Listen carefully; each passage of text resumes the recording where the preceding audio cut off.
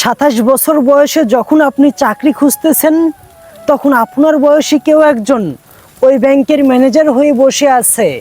আপনার জীবন যখন শুরুই হয়নি, তখন আপনার চোখের সামনে দিয়ে অন্য একজন দামি গাড়ি চালিয়ে চলে যাচ্ছে। প্রথমেই আসে পরিশ্রমের ব্যাপারটা। যারা আপনার চেয়ে বেশি এগিয়ে আছে, তারা আপনার চাইতে বেশি পরিশ্রমী, এটা মানতে শিখুন। ঘুমানোর আনন্দ আর ভোর দেখার আনন্দ একসঙ্গে পাওয়া যায় না।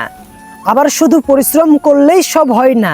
তাই যদি হতো, তবে গাধা হতো বনের রাজা। শুধু পরিশ্রম করা নয়, এর পুরস্কার পাওয়া বড় কথা।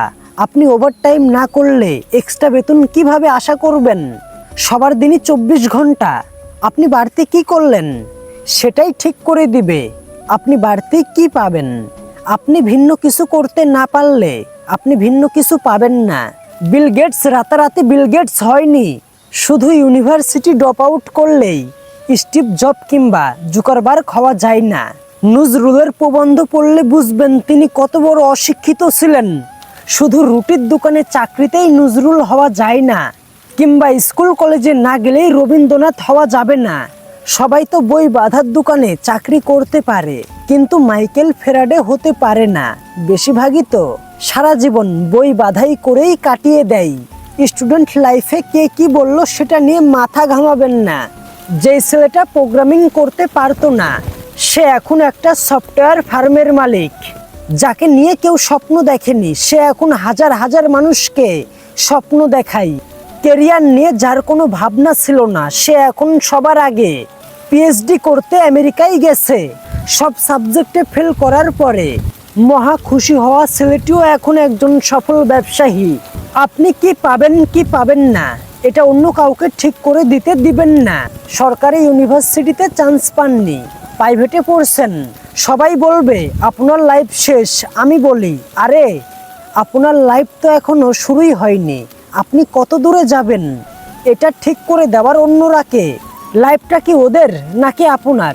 আপনাকে ডাক্তার ইঞ্জিনিয়ার হতে হবে কেন? যেখানেই পড়ালেখা করেন না কেন, আপনার এগিয়ে যাওয়া নির্ভর করবে আপনার উপরে। শুধু ও শিট, সরি, বেবি এসব বলে জীবন চলে না। জীবনে ভালো কিছু করতে হলে কিছু ভালো বই পড়তে হয়। জীবনে ভালো কিছু করতে হলে ভালো কিছু মুভি দেখতে হয়, কিছু ভালো মিউজিক শুনতে হয়, কিছু ভালো জায়গায় ঘুরতে যেতে হয়, কিছু ভালো মানুষের সঙ্গে কথা বলতে হয়, কিছু ভালো কাজ করতে হয়। আপনি যখন স্কুল কলেজে পড়তেন, তখন সে সময়ের ফার্স্ট বয় বন্ধুটি পড়ার টেবিলে মুখ থুবড়ে পড়ে থাকতো। সে সময় আপনি তাকে দেখে হাসতেন, উপহাস করতেন।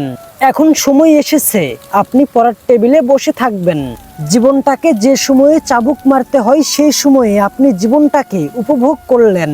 আর যে সময়ে জীবনটাকে উপভোগ করার কথা, সেই সময়ে জীবনটাকে উপভোগ করতে পারবেন না।